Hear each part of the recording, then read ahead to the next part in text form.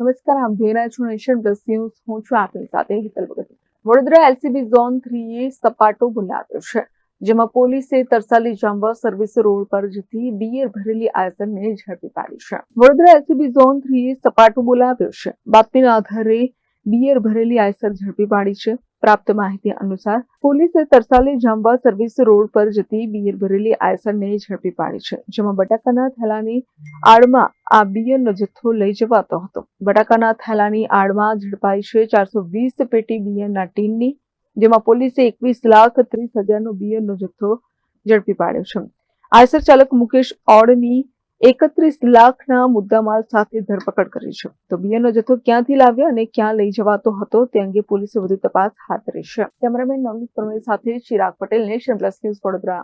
સમાચારોના સતત અપડેટ મેળવવા માટે અમારી નેશન પ્લસ ન્યૂઝની યુટ્યુબ ચેનલને સબસ્ક્રાઇબ કરો, બેલ આઇકન દબાવો અને જોડાયેલા રહો ફેસબુક, ઇન્સ્ટાગ્રામ અને ટ્વિટર પર.